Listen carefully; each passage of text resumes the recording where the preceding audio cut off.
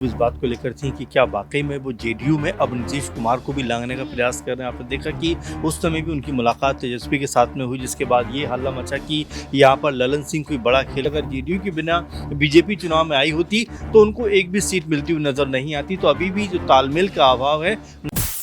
नमस्कार, मैं नाज़मीन खान और आप देख रहे हैं SPN 9 न्यूज। तेजस्वी यादव की कुंडली में उनकी चाहत कभी भी पूरी नहीं हो सकती है। ये शब्द हैं केंद्रीय मंत्री और जेडीयू पार्टी के सांसद ललन सिंह के। ललन सिंह के जरिए अब बिहार की राजनीति में कुंडली का खेल शुरू हो चुका है। जहां ललन सिंह ने तेजस्वी यादव पर हमला कुंडली के जरिए साधा, तो वहीं लालू प्रसाद यादव की बेटी और सारण से प्रत्याशी रही रोहिणी आचार्य ने भी इसका पलटवार किया है। रोहिणी आचार्य ललन सिंह के बयान पर कहती हैं कि जिनकी कुंडली में खुद ही छेद हैं, वो क्या तय करेंगे दूसरों की कुंडली। अब बयानबाजियों के दौर के आधार पर ये कहा जा रहा है कि क्या बिहार में अब एनडीए में एक बड़ी फूट पड़ती हुई नजर आ सकती है, क्योंकि जहां बयानबाजियों के चलते कभी रोहिणी आचार्य तो कभी ललन सिंह पलटवार करते हुए नजर आ रहे हैं। तो इसी बीच राजद प्रवक्ता यहाँ पर एक बड़ा खुलासा करते हैं।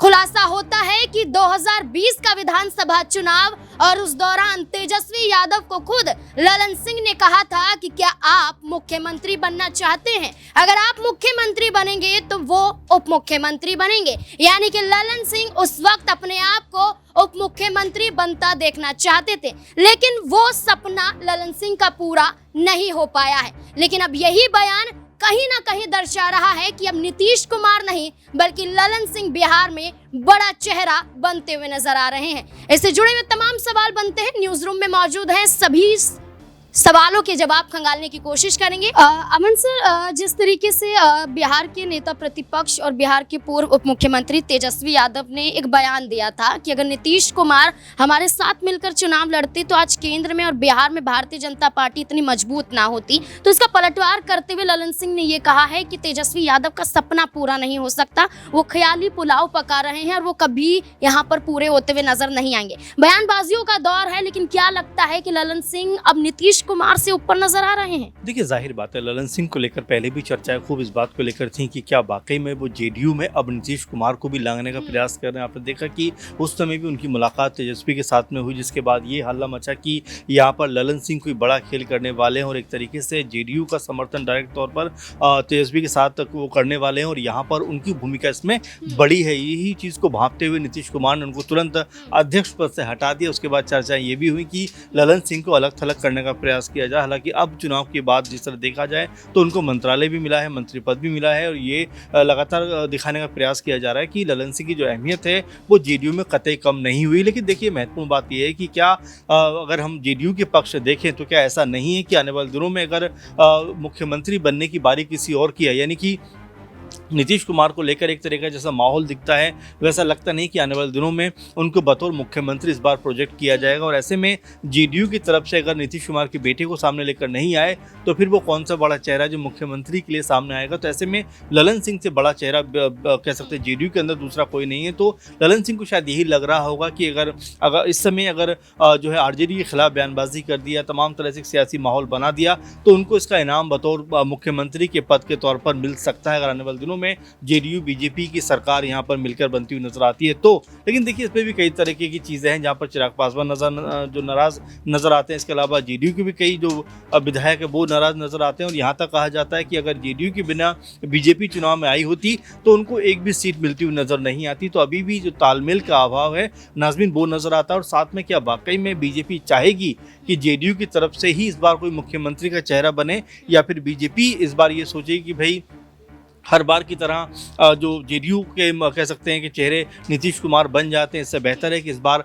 अपनी तरफ से किसी चेहरे को एक मुख्यमंत्री के कह सकते हैं कि पद की तरफ आगे बढ़ाया जाए, ताकि बीजेपी का भी कोई कह सकते हैं नेता या कोई चेहरा मुख्यमंत्री बनता हुआ दिखाई पड़े। सर, एक और सवाल यहाँ पर रहेगा कि तेजस्वी यादव और लालू प्रसाद यादव के जरिए कोशिश की जा रही है कि रूठो को मना लिया जाए, जैसे कि हिना साहब से मुलाकात करते हुए नजर आते हैं लालू प्रसाद यादव और तेजस्वी यादव। चर्चाएं हैं कि चेतन आनंद और नीलम देवी से भी मुलाकात हो सकती है। ये वो विधायक हैं जो फ्लोर टेस्ट के दौरान जेडीयू पार्टी को अपना समर्थन देते हुए नजर आए थे। अब 4 सीटों पर उपचुनाव हैं बिहार में। क्या ये स्थिति बन सकती है कि अगर तेजस्वी यादव एक्शन लेते हैं तो ये सीटें भी कहीं ना कहीं खाली हो जाएंगी, उनकी सदस्यता रद्द हो जाएगी? क्या ऐसे में उन्हें मनाने की कोशिश की जाएगी? देखिए, मुझे ऐसा लगता है तेजस्वी को भी पता है कि अगर मनाया जाए तो ज़्यादा बेहतर है, क्योंकि देखिए अगर आपको बिहार के अंदर अगर अपनी मजबूती करनी है, पार्टी को ताकतवर बनाना है, तो यहाँ पर जो रूठे हैं उनको मनाना पड़ेगा आपको। और देखिए दूसरी बात कि अगर आप पार्टी से हटा देते हैं, निलंबित करा देते हैं, तो बड़ा आसान है कि उनको पार्टी से अलग थलग कर देना। लेकिन देखिए वही क्या ये मुमकिन हो पाएगा कि जो लोग नाराज़ होकर यहाँ से भाग गए हैं उन्हें वापस अपने खेमे में लेकर आया जाए? क्योंकि अगर कह सकते हैं कि अगर जो रूठे हैं अगर वो मान जाएंगे तो यहाँ पर आरजेडी की ताकत बढ़ती हुई नजर आएगी। लेकिन अगर आरजेडी ने उनको ही पार्टी से बाहर कर दिया तो यहाँ पर आरजेडी की ताकत भी कहीं ना कहीं कम होती हुई नजर आएगी। इसीलिए तेजस्वी अभी तक इस पूरे के पूरे मुद्दे पर खामोश है। और देखिए चुनाव का भी वक्त बहुत नज़दीक है, यानी कि लगभग साल भर का समय बचा है। तो ऐसे में तेजस्वी कोई बहुत उतावलापन नहीं करना चाहते जिससे कि खामियाजा कहने को उनको भुगतना पड़े। इसलिए तमाम जो रणनीति है उनको देखते हुए अभी इस मुद्दे के ऊपर खामोश है। लेकिन साथ में ये भी ज़रूर सोच रहे होंगे कि जो भी वो कदम उठाएं वो कहीं ना कहीं उनके हित में आए और साथ में जो इंडिया गठबंधन है जो सरकार बनाने का सपना देख रही है वो सपना पूरा होता हुआ दिखाई पड़े। देखिए बिल्कुल, जहां तेजस्वी यादव ये दावा कर रहे हैं कि इस बार का जो विधानसभा चुनाव होगा, यानी कि 2025 में जो विधानसभा चुनाव होगा उसके नतीजे महागठबंधन के लिए सही साबित होते हुए नजर आएंगे। यानी कि इस बार बिहार में राजद की सरकार बनना तय है और तेजस्वी यादव का मुख्यमंत्री बनना भी तय है। लेकिन वहीं एनडीए की तरफ से बात करें तो JDU party Bharatiya Janata party पर दबाव बनाने की कोशिश कर रही है कि नीतीश कुमार के चेहरे पर चुनाव लड़ा जाए। लेकिन अभी तक भारतीय जनता पार्टी की तरफ से सहमति ना बनना और इसी बीच ललन सिंह का लगातार राजनीतिक रूप से कद बढ़ना ये दर्शाता है कि क्या नीतीश कुमार की बजाय अब ललन सिंह अपने कद के जरिए भारतीय जनता पार्टी को चुनौतियां देते हुए नजर आ सकते हैं और कहीं ना कहीं ललन सिंह वो उभरता हुआ चेहरा जेडीयू पार्टी से भी निकल सकते हैं। दिनेश मेरे साथ मौजूद है, जानने की कोशिश करेंगे। दिनेश, क्या लगता है कि जिस तरीके से भी हम चर्चा करते हुए नजर आ रहे हैं, आरजेडी के प्रवक्ता यहाँ पर एक बड़ा खुलासा यहाँ पर कर देते हैं कि 2020 में भी खुद ललन सिंह उप मुख्यमंत्री बनना चाहते थे। अब जिस तरीके से केंद्रीय मंत्री बना दिए गए हैं, नीतीश कुमार जो भी फैसला लेते हैं उस पर ललन सिंह कहीं ना कहीं नजर नहीं आते हैं या कोई मीटिंग में नजर नहीं आते। क्या लगता है ललन सिंह अब नीतीश कुमार पर भारी पड़ते हुए नजर आ सकते हैं और क्या ललन सिंह अपने आप को सीएम बनता देखना चाहते हैं जिस तरीके से पशुपति पारस और जीतन राम मांझी दबाव बना रहे भारतीय जनता पार्टी पर?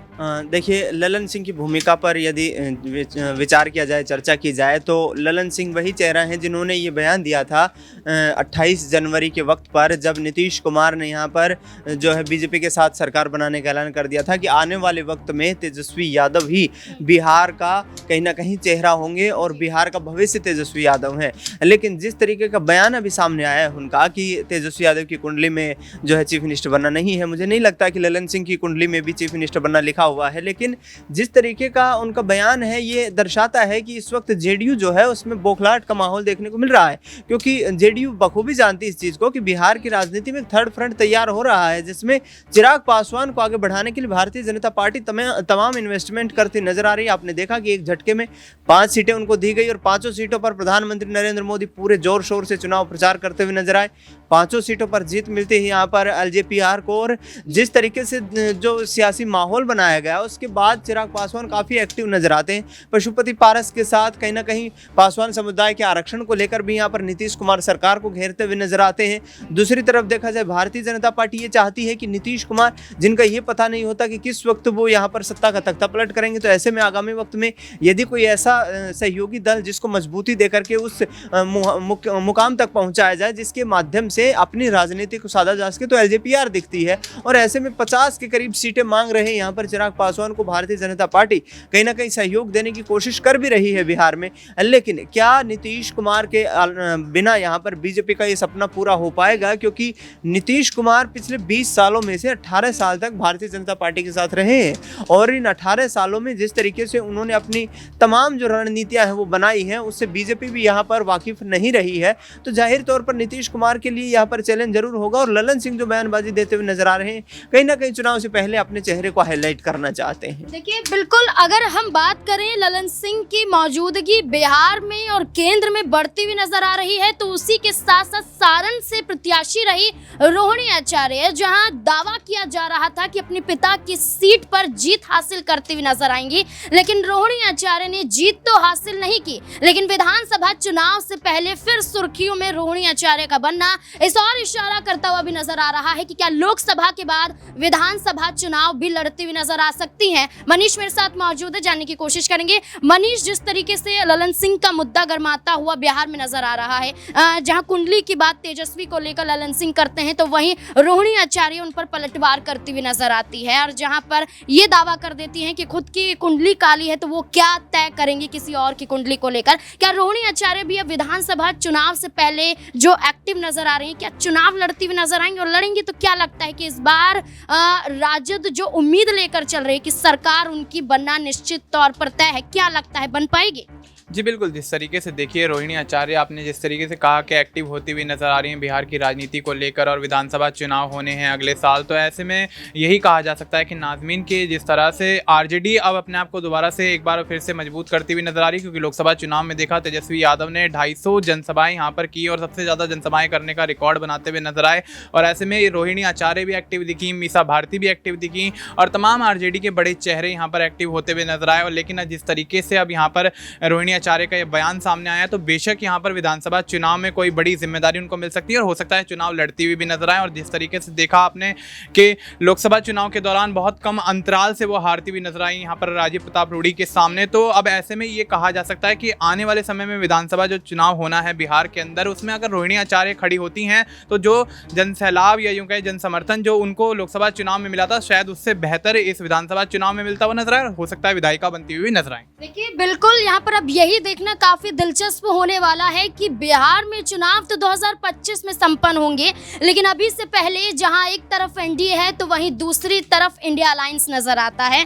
वहीं बिहार में यही राजनीति अब उबाल मारती हुई नजर आ रही है कि आखिरकार क्या तेजस्वी यादव का जो दावा है क्या सच साबित होता हुआ नजर आएगा। जो भविष्यवाणी करते हुए नजर आ रहे हैं, क्या तेजस्वी यादव की सच साबित होगी, या एक बार फिर से एनडीए की सरकार बनना निश्चित तौर पर बिहार में तय मान लिया जाएगा। इस पूरे मुद्दे को लेकर आपकी क्या राय कमेंट सेक्शन में जरूर बताएं। देखते रहें SPN9 न्यूज़। धन्यवाद।